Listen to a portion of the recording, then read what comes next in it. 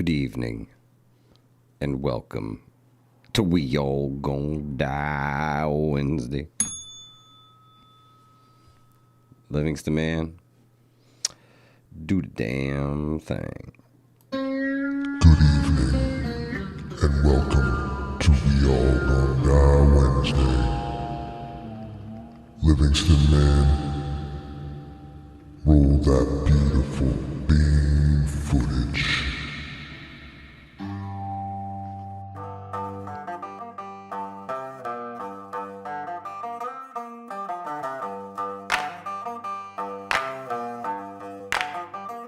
We all gonna die!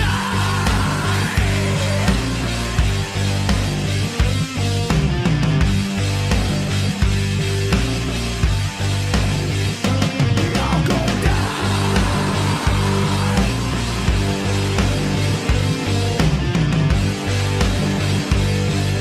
We all gonna die! It's a We All Gonna Die Wednesday!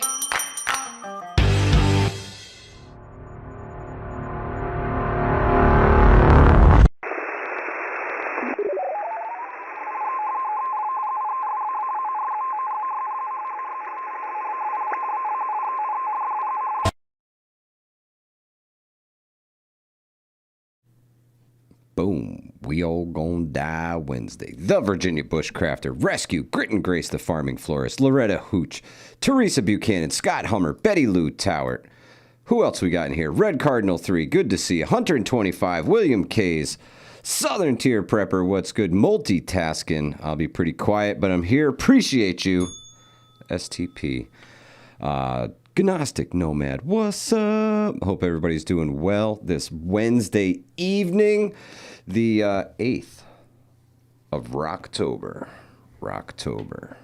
So what's up, Livingston Man? How you doing? Long time no see. It's been like a whole 23 hours and 45 minutes. Yeah. Yeah. longest in my life too, man. I was like had Celine Dion songs thinking about you. Through my head. Baby. What is the goal? You set a goal? I did not set a goal, but Travis said that he would like to do wait. We're gonna report pin it. the message, and then I'm trying to like it, but everybody's commenting so fast. I can't hit the like button fast enough. I can't do it. It won't let me. Wilderness First Aid. Okay, you fucked me up, Travis. You fucked me up right from go. That was the very last topic I was going to get to tonight. I swear, it's right here at the very bottom of my list. I think he calls those evolutions.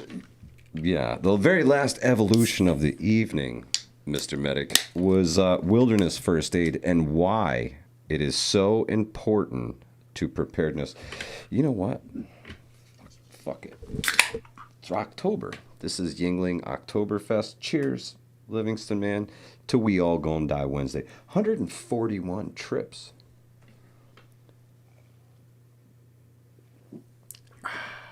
There it is.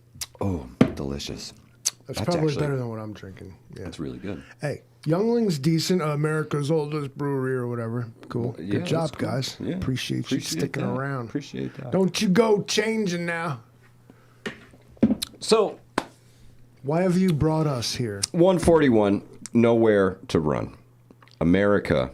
141 times we told you, and I'm telling you, this is going to be the one. Today's the day. America is the last vestige of freedom on planet Earth, Livingston Man. There's nowhere else to go. This is it, right? We got to dig our heels in here and keep what we have, right? Or at least stay alive long enough to try and rebuild what we once had, should things fall apart, right? So there's nowhere to run. But the best thing we can do, all signs point to preparedness, folks. You take a look at the news nowadays. You take a look at the world nowadays. You take a look at anything that's going on nowadays. All signs point to being more prepared for chaos, for unrest, for things being upside down, not right, supply chain disruptions, right? Wild swings in prices right now, right? Fucking alien motherships, Livingston Man. anything could happen at this point. The 2026 bingo card is going to be fucking lit, my friend. All signs point to preparedness. So tonight's episode is dedicated to preparedness and to trying to help y'all get just a little better prepared, or at least maybe think about some things you maybe haven't thought about in the past. And we've got an hour and change to dive into this before we step on anybody's toes. P.S. Rural 2IC goes live at 9 p.m. this evening with Workshop Wednesdays. Be sure to check him out this evening. Rescue, self-sufficiency should be at the top of everybody's list. I mean, that's like the ultimate preparedness goal, right? Is complete and total self-sufficiency. I think homesteading and preparedness are like homies, and they need to link up. And when the two of them link up, you get this unbreakable thing that you have, right? You don't, the whole world outside of your little domicile could crumble, and you'd still be okay because, well, you've got the homestead, right? You've got the farm, you've got the chickens, you've got the cows, you got the pigs, you got everything going on for you there. Homestead is like the ultimate self-sufficient homestead. That's like the ultimate preparedness dream, right? Not everybody can get there. I think a lot of people, and I think we honestly need to live with a foot in each world, right? Like the normie everyday world and the preparedness world as much as possible, and have a healthy balance of the two. Don't overdo it. But these are some things that I think we should think about, because violence has been on the menu as of late, and it seems that that's the case across the board. So to not get caught up in it is the best way, just avoidance altogether, right? But staying calm when things start to get violent, that's how you stay safe, right? Freaking out when people start to lash out and escalating the situation is not going to help anybody, right? So de-escalation and defensive preparedness, when people snap, that's what we're talking about right now. Violence isn't limited to urban areas. The chaos or extreme events can happen anywhere, and often very unexpectedly, Livingston Man, right? There's 3 different types of violence. Spontaneous violence. There is predatory violence. That's like planned violence, like people like preying on things. And then there's defensive, which they consider like fear-based. Those are the 3 different types of violence you could encounter. There's 4. Finally, all right. It took me how long? I unmuted the mic for long. Okay, but actually there's 4, and there's a 4th one that's called state violence. And some people would have it that there's economic violence, there's class violence, there's cultural violence, depending on how you define violence. And if you mean physical, it breaks down into those 3, right? But state violence is also physical too. Just because it's a cop that fucking caved in your eye socket doesn't make it not physical violence, right? True story. So what are some of the triggers of violence? Usually, escalation. But triggers of violence? I mean, what do you mean by... so like fear, misinformation, social tensions, substance abuse, stress, right? Whether financial, emotional... Yeah, sure. Whatever. Stress across the board. The human condition. Yeah, the human condition can cause a lot of violence, streets, right? Bro. And de-escalation is your first line of defense. You want to de-escalate the situation as quick as possible. When somebody's freaking out, your tone and your body language matters more than anything else. Yeah, right? You got to. Whoa, buddy! Hey! Exactly, and think I'm not going to prison because somebody stepped on my foot, probably by accident. Yeah. And if they did it on purpose and were attacking me, then they're just an asshole, and karma will have its day, right? Let it go. Slow speech, low tone, open hands, No threat, right? Open hands, create space, get back from them as far as you can, as quick as you can. Avoid trigger words. Don't say, calm down, dude. You're crazy. You need to listen. Those don't really help. Okay. When in doubt, just throw the coffee pot in his face and don't look back.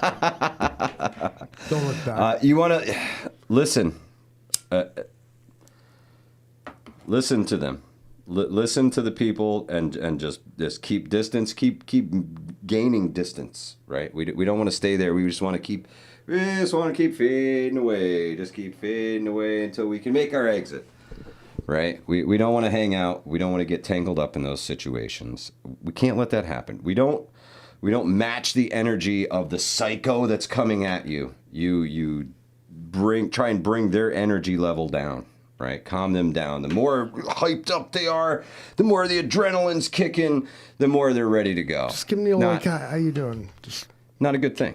De-escalate a situation real quick. I seen this Subway video where this dude was causing a scene, and this like pretty large man just walked right up to him, and like just ripped his pants down, and like walked away. I guess that'll do it. So, listen, if you can't de-escalate, it's time for a tactical withdrawal, Livingston man. It's time to GTFO. It's time to go. It's time to go. You need to recognize when your de-escalation is not working. In fact, don't even try it. It's like CPR. If you're going to do this, you got to see it all the way through. Yeah, so you got to see it all the way through. Yeah, you can't just be like, you know what? There's nothing I can do for you, man. So you want to, if they start to close the distance, right? If they start making threats, if they start reaching, it's time to go. It's time to gizzo. It's time to go. No ifs, ands, or maybes. Headlock them and bring them. Don't turn your back on them. Always have an escape plan. Like immediately when somebody starts to confront you, you're looking around for ways the fuck out of this if you have to run. You need to be ready for that.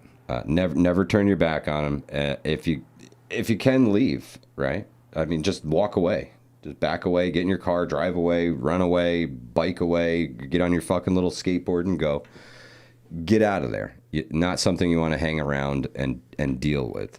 You have other things to do besides be involved with this bullshit. That's right. The last thing you want to do is break the number one rule of survival. We don't fucking die. Believe me, like, I don't care if it's a local gas station. Like, that line cook served like fucking 7 tours in Afghanistan. He's coming over the counter going to be more hero than you need to be today. Just get the fuck out of there. Yeah, absolutely. You know what I'm saying?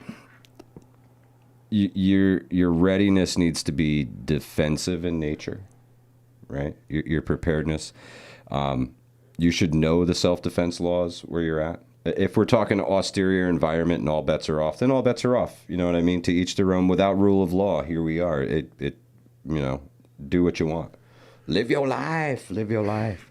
Well, confronted with a person like freaking out, just being insane in the store, I always, and I'm not a doctor or a scientist. This is pure comedy here.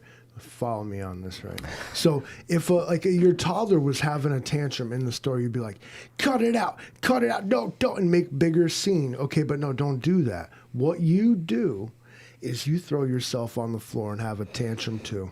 And you just walk up to this like person acting insane and just being like, worse than them. Like, oh, you met your match today, homeboy. We just talked about this, Livingston, man. We don't this match their energy. I'm imagining like two like mentally insane peacocks and like confronting each other like in the local grocery store and like just let them fight. Yeah, let them We go. can charge admission. This is the world we live in today. So, beyond knowing the self-defense laws, right, you're going to want to keep less lethal options on the table. If you can carry a taser, mace, anything like that. Yeah, that would be useful. Right, less lethal options. Tactical flashlight. Right, you hit them. Well, sometimes you can just strobe people and it disorients them enough that you can get away. Right, and you should have a flashlight anyway. I mean, come on. Yeah. On you, what that's kind of EDC. prepper are you? Yeah, that's EDC stuff, man. Come on. Training matters. The more you know, the more you know. the more the more tools you have in the toolbox. If you've taken even a boxing class, kickboxing, any form of martial arts, anything like any form of self-defense, if that's a handgun training, anything like that, those are all tools in your toolbox to carry with you to deal with these situations if it has to go that way, right? Sometimes you have to punch somebody in the nose, Livingston, man. It's time to be nice until it's time to not be nice, right? And you always want to protect your vital areas, your head, your throat, your neck, all that stuff. With your family, with your group, with your people, you should have a phrase or a word that you're going to say that lets them know that something's about to go down. Okay, I feel that this is going to go the wrong way. I've got my spider senses are tingling. I feel like I'm about to get punched in the face. Okay, and I'm going to say bananas, and shit's just going to go haywire there, and people will know what to do or how to react. Pre-planned, right? This is something you have to discuss with your family ahead of time. And it's something you're going to have to practice with them. And you know, if I say banana, you're immediately getting behind the person in front of me, and we're taking them down because they're coming at me. They're a threat. They're reaching for something. We have to take them down immediately, right? So, some sort of words. This is something you especially want to talk about with your kids. Maybe you just need them to go to a safe place. They're supposed to run 150 yards away and hide somewhere until they hear the next safe word. Well, then make sure there's somewhere for them to hide. Well, yeah. I mean, you never know where you're going to run into people acting the fool. You could be coming home from the playground with your kids, and you turn the corner, and all of a sudden you're in the middle of some big, giant, half-violent protest that's about to ignite. Like the dude is lighting up the Molotov cocktail as you come around the corner, you know? Okay, all right, let's roll with that exact vibe right here. So I'm going to posit that probably the most likely place you're going to encounter like random violence is on the road. Absolutely. Factoring in road rage and just how like people are like everybody's mad cool until you're like, come on, motherfucker, let's go. Come on, get in more green. We're gonna smoke the shit. Let's go. Yep, road rage will get you. Doing? And those city people, they're like angry just in general anyway. Stupid car beeping all the time. El Guapo, good to see you. So if you're out on the roads, like that's the place where you're not only you're away from home, possibly away from your preps, but in just not only is a random situation occurring, but you're in a random place. Yeah, you really don't know your surroundings that well.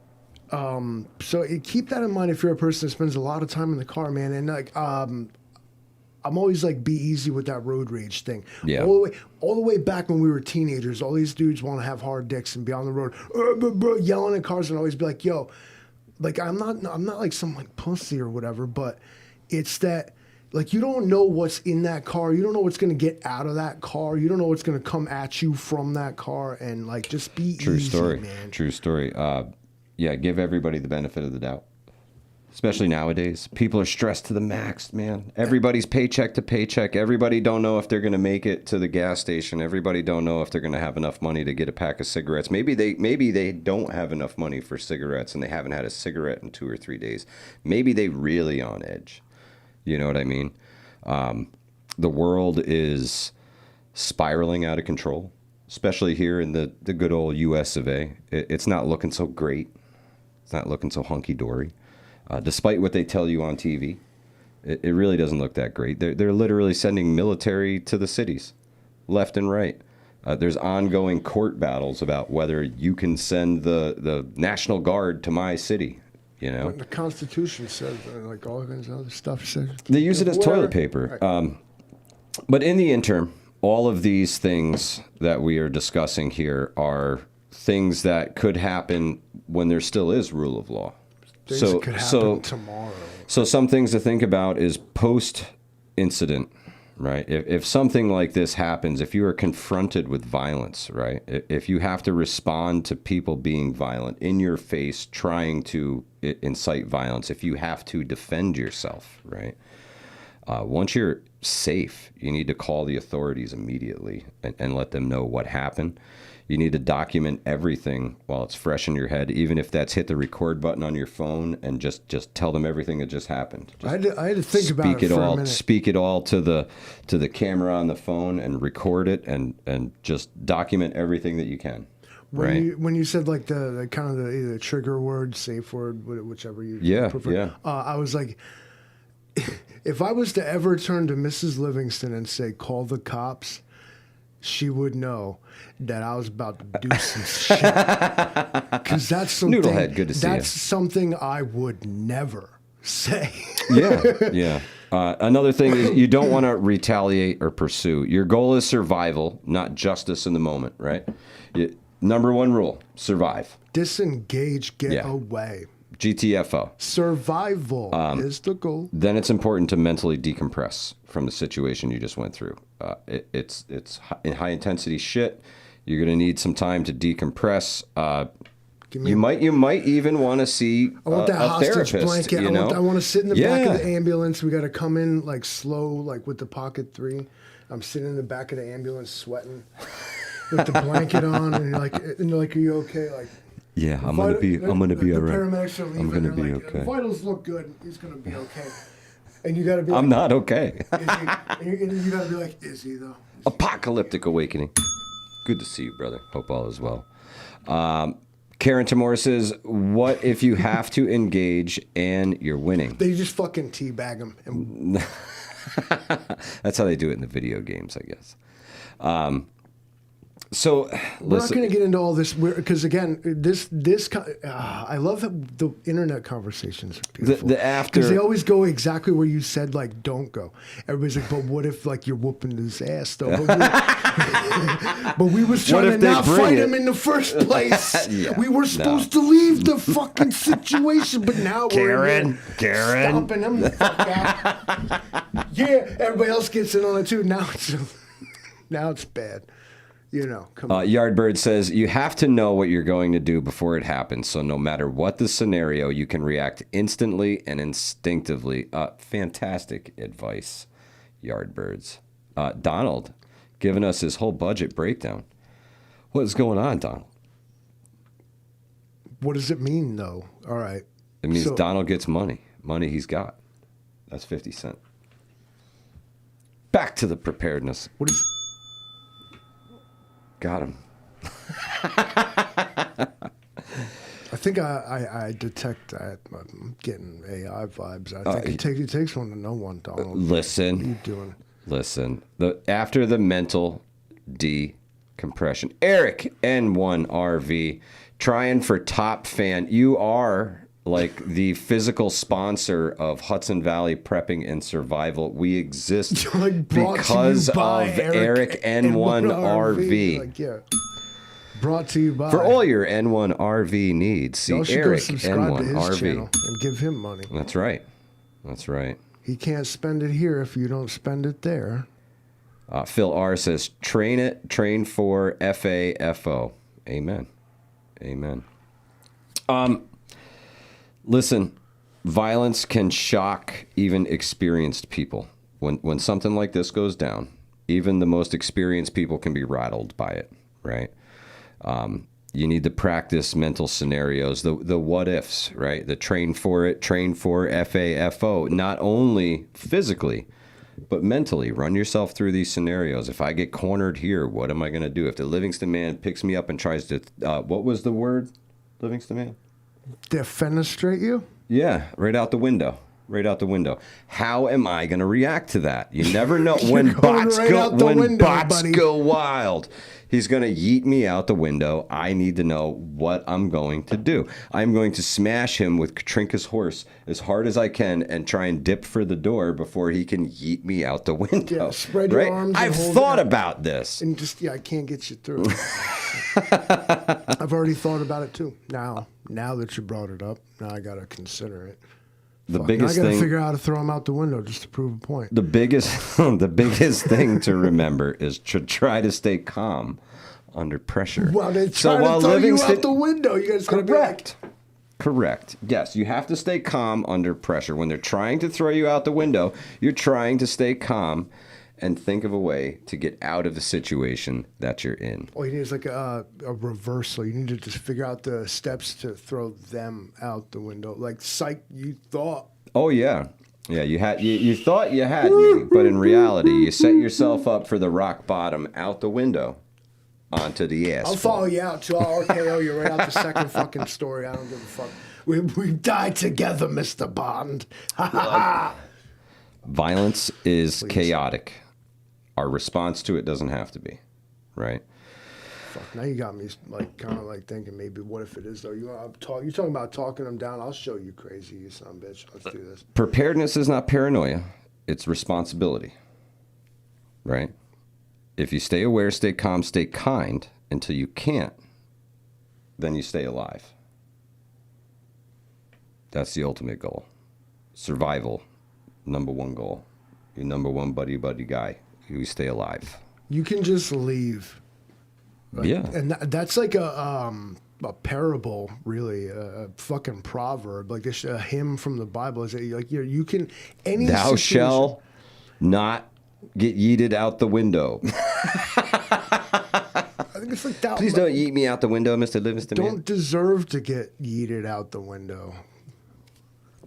Yardbird says, he's pretty sure that the Livingston Man is the internet myth, the Slender Man. I dare anybody to walk in a dark bathroom and say my name in the mirror 3 times. Watch what happens. You're going to see something. So, when all the de-escalation doesn't work out, I think the most important thing for folks to start focusing on when you're out and about right now is the difference between cover and concealment. And when you go different places, pick out those things, right? What's something that I can hide behind? If people start throwing rocks, sticks, lead down range, what can I hide behind? Some concealment and cover is better than others, right? Some cover is only going to protect you from certain items, maybe rocks or sticks or mace canisters or whatever is being yeeted in your direction. You need to find effective cover for all the above. Cover is always better than concealment. So right?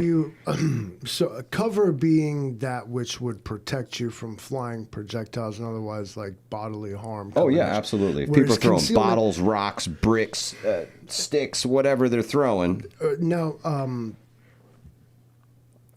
I always loved this. There's philosophy and science a little bit involved in this. Oh, now, yeah. there's a hard cover is like something that's going to protect you from like what you're talking about, like somebody starts throwing things around. Concealment is they can't see you. But just because they can't see you doesn't mean that you can't be struck by something that they didn't know you were even there, but you could still get hit by it. Correct. Correct. So this way, cover is always better than concealment. A good way to look at it is concealment would be best for if you had to move. Yes.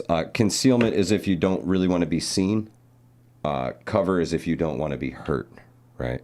If someone can't see you, you're concealed. If they can't hurt you through what you're behind, you've got cover.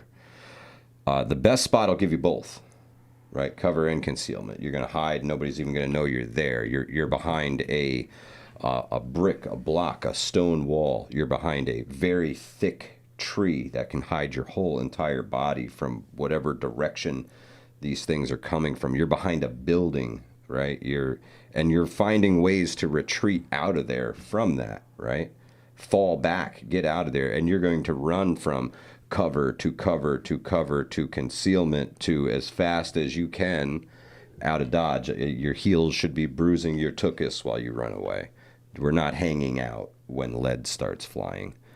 But it's important nowadays when you go out places and you're scanning your environment to say, I could protect myself behind this, or I could hide the kids behind that until I had to act, or whatever the case may be. But it's time to start sizing things up, folks. Things do not look the best, right? All signs point to preparedness, and we're the ones who are going to have to bail ourselves out when things fall apart. There's threats of terrorism. There's threats of just all-out chaos, government versus state, Livingston man. People versus state, people versus government. It's looking pretty shitty right now. State and government are different? Well, federal and state. So I guess that's how I would categorize how I said that. All right, yeah, I mean, America right now is at a somewhat of a precipice. If we're not like right at the top of it, we're kind of like marching up like one side of it and fit to go down the other side soon. I don't know what is the play going on here, but clearly it is, as usual, not in we the people's best interest. It is like, and always unprecedented. and I say that with understanding toward that, like, you know, change can, you know, sting a bit, right? Hurt and sting a bit. Change is often uncomfortable. And a lot of people believe that like this kind of shakeup is exactly what America needed. But I really hope that like they're proven right, because at this point it looks like it might go there. A lot was said. It might go there. A lot was said, but then a lot was not understood about how to do what was said. That's true. That's very true. It's time. It's time to take my Mr. Rogers coat off here. All right. Listen. The best way to look at it is concealment hides, cover survives. Okay? Concealment hides, cover survives. That's a great way to, quick analogy, something that'll stick in your head. Right? Concealment hides, cover survives. You will need both unless your concealment is permanent. True. Because then, so you have a concrete pill house that you can go hide in. Sure. But, then you'll maxim applies that a cave is a grave. I don't want to be, if things are bad, right? Bad enough to the point where I'm concerned and worried about leaving where I'm at. I don't want to be someplace where I feel I have to constantly surveil for survival. I need to get away from there. I'm not going to hang out while that happens. I don't want my family to live through that kind of stress. I'm going to get them as far away from that as quick as I can.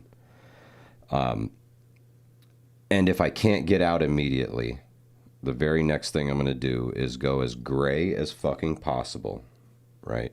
Employ gray man tactics, because I believe that's the safest way to move. If I'm moving in my vehicle, none of my vehicles are stickered up or lettered up. There's no identifying marks that would say 3%er or Patriot Nation or Prepper Guy or anything like that. I'm so glad you went here, because I was gonna pose the question of when and then what is concealment? Going gray essentially can be concealment. Put on tan pants, an orange shirt, and carry a ladder, and you would be surprised where you are allowed to go. If you just say, "Well, we got a work order to do whatever on the third floor." Nobody cares. Yeah. And is that now camouflage? Even though your high vis is possible, but you just, it's concealment. Camouflage and concealment are, I think, again, they kind of go hand in hand. You can use camouflage as concealment 100%. 100%. It's just blending into your environment, not being seen. Chameleonic?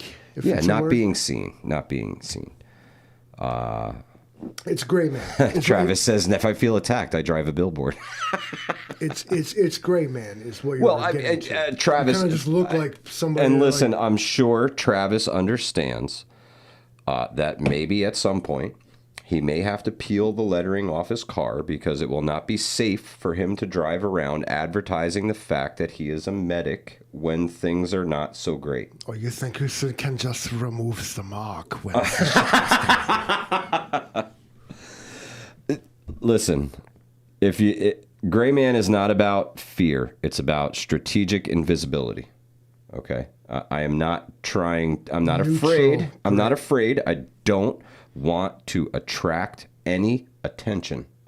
I don't even want people to look in my general direction. I want to be able to right through. I'll hit you. No with problem. The truck. No problem. Don't stand on business in the road because I'm not slowing down.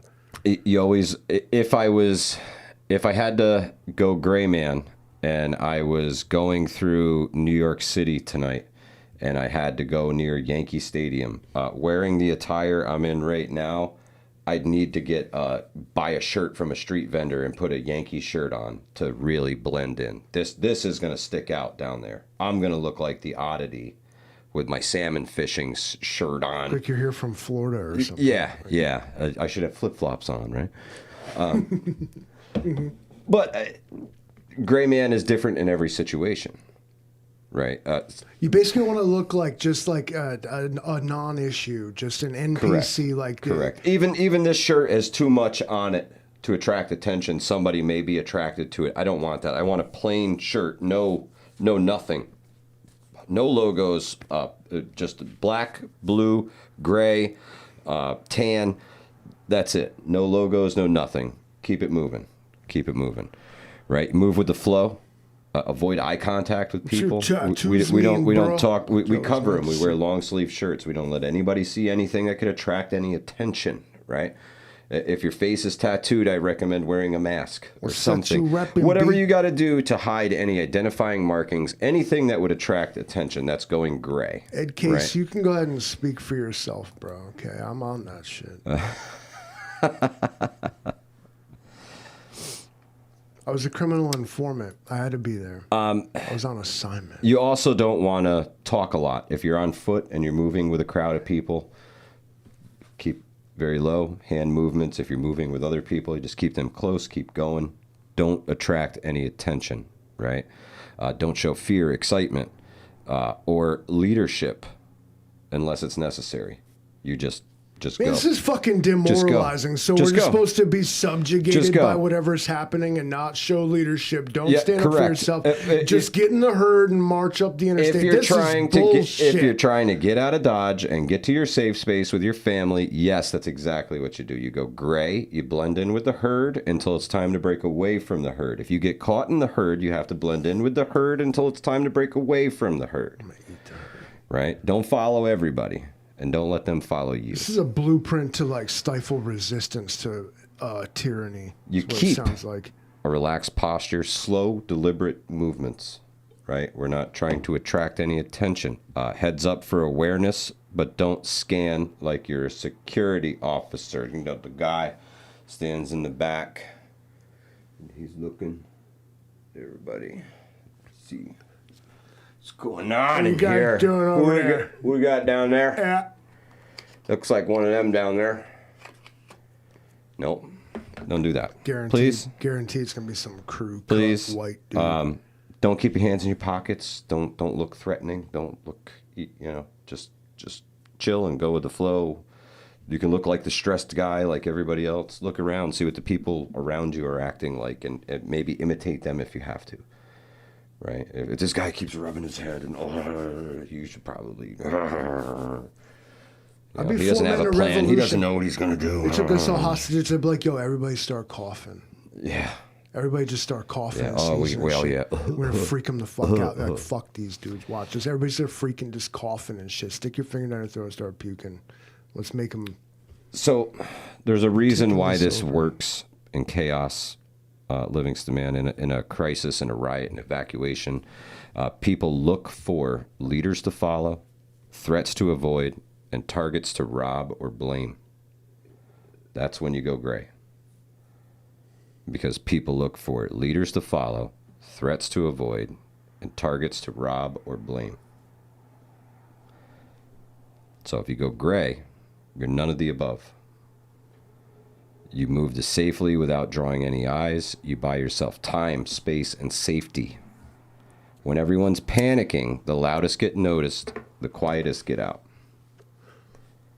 We just slip on out, gray man style, in my plain black t-shirt with these gray shitty work pants and my work boots, a nondescript backpack, no logos, no nothing. I got to turn my vision preparedness hat inside out and walk myself to safety.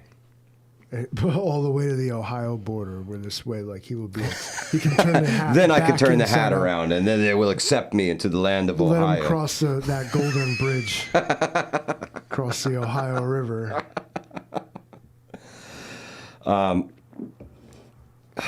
I think Gray Man's a smart play. I think being able to have the pieces of the puzzle to be able to go gray is important, especially the nondescript backpack, man. You know, I went for the big, massive Mystery Ranch Blackjack 100 Lords Camouflage OPC Scorpion Livingston, man. The Scorpions are cool. Beautiful, It's beautiful a nice pattern. pack. Simplified, multicam, but simplified. Thing's built like a Sherman fucking tank. It looks like one on your back, too. It's big, it's very camouflage, and it attracts a lot of attention. So, Well, yeah, and then you end up like looking like one of these so-called like ICE agents or whatever, and like you will attract attention walking around looking like some fucking super soldier. Like again, like that's against the gray man thing. Even though camouflage is one thing, but looking like that, like in a even semi-public setting, you're gonna set the wrong example. rip And curl then you readiness. look like now you look like a target, not only where you could be just for retribution for political reasons based on what you're wearing, but also robbery. You got dope gear. You're just a Gucci like loot drop, bro. Easy. Yo, I'm stepping out wearing the gray sweatpants, no underwear. I'm looking like shit. I ain't shaved in months. The stink, significant. Unbearable. Okay. Come at me, bro. Like, you don't even want nothing to do it. Like, oh, man, it's just one of them. So you guys can actually practice this at home. It's so easy. You just don't take a shower and don't shave. It'll just be so dirty. And nobody will even fuck with you. I'm not talking about practicing that. I'm talking about practicing being a gray man, Livingston, man. You can go to public places like the malls, parks, things like that, and see if you can blend in, right? See if you can just be quiet and observe and see how other people act and just disappear. See how many people make eye contact with you. It's Right. right here. And yeah, he's right. Good golly. Indeed, he does. That's why I'll fail. That's why I ain't gonna work. I'll have to wear like a burqa. Like I'll have to just. I'm gonna have to go trans, bro. To dress up as a woman, hide my identity. He's going to do it. He's going to do it. Otherwise, y'all gunning for me. I got haters, okay? And if I tell you my next Kia, move, Chris. if I tell you the haters, I have big plans, but the haters will sabotage me if I tell them my next move. Oh, yeah. Who would do Yeah, that? you gotta- That's why I you don't gotta- use a turn signal, because I don't need them knowing my next move. A trash ghillie suit in the cities will be a thing. 100% Gnostic Nomad. 100%. Blending in means just that. If you need to look like a pile of fucking trash laying on the side of the road, you look like a fucking... You throw yourself in a garbage bag Already and you done, figure it fam. the fuck out. All I gotta do is stand Look what there. it does to you. Garbage men stay trying to pick me up. I'm like, get off me. They're like, holy shit. He even smells like it. Because I don't shower. Did I say that? So, I'm sure, if you're into the preparedness the least little bit, you Us have toothless heard... homeless people will inherit the earth, just so you know that, because y'all can't handle it. Y'all can't reach in the trash can and grab that one bite out of it, Big Mac. Fucking think I won't? Please, that's a whole ass No, it's burger. not a one bite out of it, it's one bite left Still. That's like 800 calories, dude. in one bite. You're not wrong. You're not wrong. You got the guts. I'm sure y'all have heard about the cell phone hookups that they had in the city that they busted before the UN thing, right? Like they had some serious shit set up in the city, and I think they found another one in New Jersey that was actually bigger than the first one. But these systems are set up to cripple communications, right? Overload the network so like messages can't be Correct. sent. Yeah, denial of service, I guess you'd call those attacks. And they could do it indefinitely the way they were set up. These things could just, once they were triggered, they would just continue to do it until they were all blocked. If you ever been in a crowd situation, you know that cell phone service sucks because everybody's right there. Everybody's Bluetooth and everybody's Wi-Fi and everybody's 5G is all right in a place. What they were doing is they took like 100,000 phones and put them like in a city block and just crippled it. They put them in a room. They never activated them, but they were ready to be activated. And they said it would have crippled communications across New York City. It was a weird episode, though, And because it was like, how'd you guys find that? Like, they target like 911 and things like that with it as well. and no answers about it. That was the thing, and then they were like, never spoke of it again. Kay, I'd love to live off grid too. Someday. Montana. Rob B says, shit, sounds like they are testing the waters. I agree. I think it's more important than ever for y'all to get a no comms plan together with your family, with your friends, with your group. Eric N1RV, I have not. I actually just got a battery today, and I have to get a power supply to hook to the battery, and then I should be operational as far as ham radio is concerned. Eric hooked me up with a radio antenna. Everything I need to get going. I just have to get it going, Livingston, man. I got to get the few parts and pieces that I need together to finalize the system and start being able to broadcast and receive information over the airwaves. But that's a comms plan. That's later. Now we're talking about no comms plan, right? It's so easy to set these up with your family. What are you going to do when the phone doesn't work? Right? If the cell phone's not working, I don't know if y'all still have landlines in your homes, or most places have a landline, so you can go to like the gas station and say, "Hey, I need to use your phone for a second." A lot of people around here like that's neglected. Yeah. I did a video where I pointed my camera at a tree that's just laying on the phone lines. They don't come out for that kind of stuff anymore, unless somebody specifically complains about it. Landline telephone service is essential, but it's presented as non-essential. Yeah. I mean, do you have a fallback, right? Do you have another means of communication with your family? Do they know what to do when they can't get a hold of anybody? Should you just continue to go about your day? Should you go home at that point?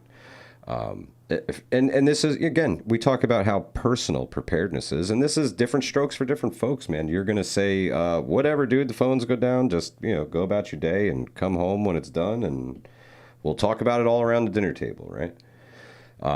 Other people would say, hey, if this system fails and you can't do this and you can't do this and you can't do that, I want you to come home immediately. I think those are a couple trigger events that are going to cascade, and I think we should head on up to Grandma's house, or whatever your plan is. And better safe than sorry. Yeah, worst case scenario, you just did a hell of a bug out drill, right? And you find out that the next day everything's fine and everybody just took a day off, and you come back and back to life as you knew it. But you practiced. You got out of Dodge. You were ahead of the curve. There was no traffic on the roads. You had some spare cash. You gassed up. You got out of Dodge. You got to safety. And then everything blew over and you came back home. That's what you hope for, right? That's what we all hope for. But we got to practice these things. We have to talk about them with our family. We have to say, okay, if this, I have a trigger with my family. If there's a nuclear detonation anywhere on the globe, I don't care if it's on the other side of the globe, we stop whatever we're doing as soon as we hear about it, and we get in the vehicle and we come home. Because that's something that could fall apart in the next 5 minutes. And with hypersonic weapons, we don't have much time, right? So you really need to be ahead of the curve when it comes to nuclear threats. So that's one of the few things that I say, if you hear about this, stop whatever it is you're doing, and we come home now.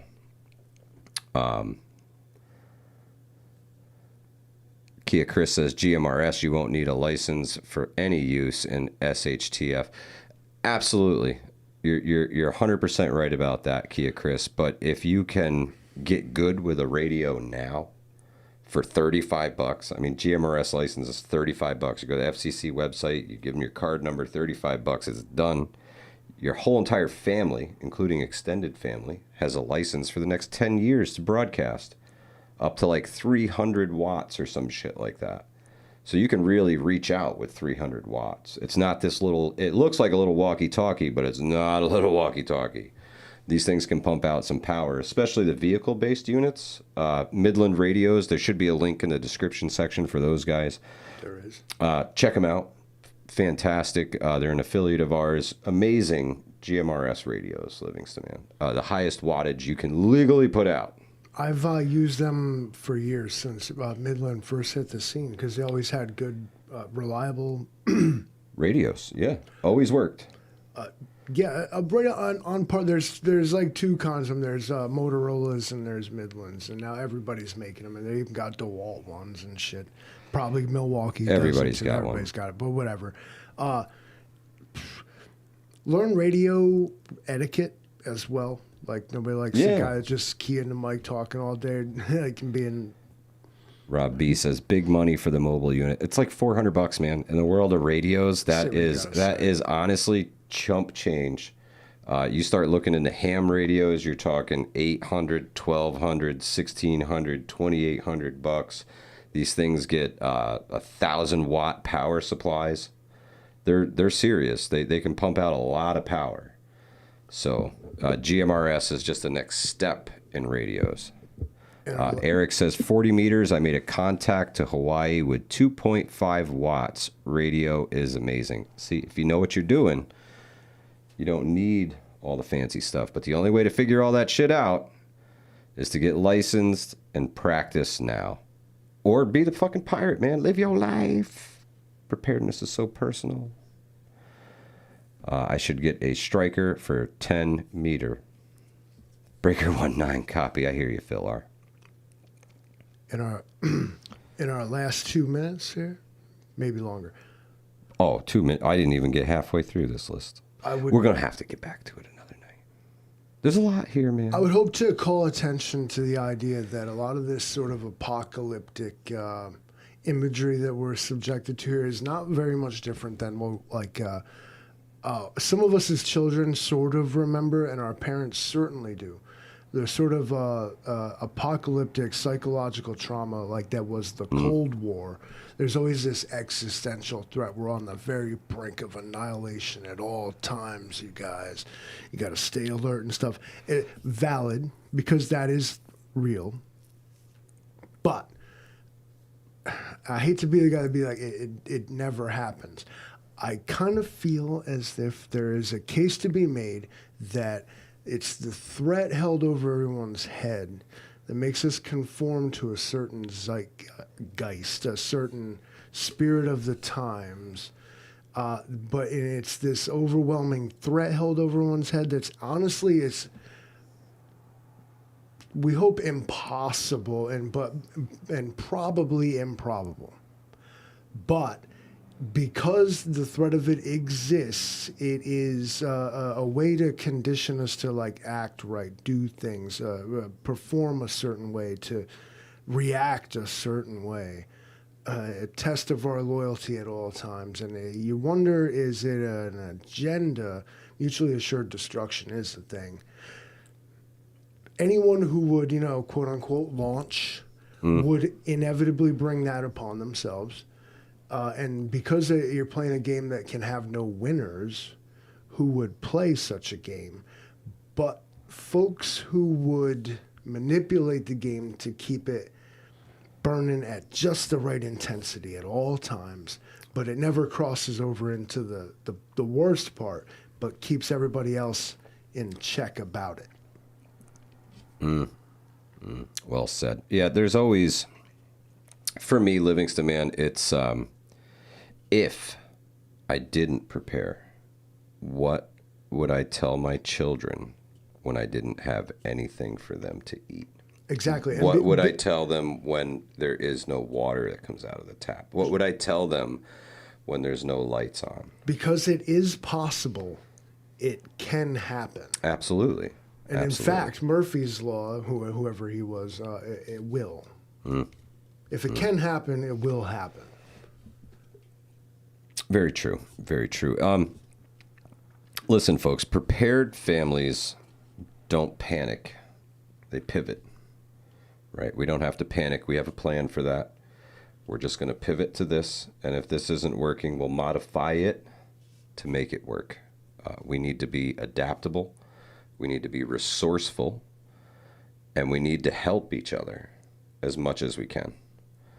That goes a long way. Even if it's just stopping by, helping somebody run a cable, figure out a problem, maybe help them pack some bulk storage stuff that they got, right? Maybe they need some help processing chickens. Maybe they have the homestead.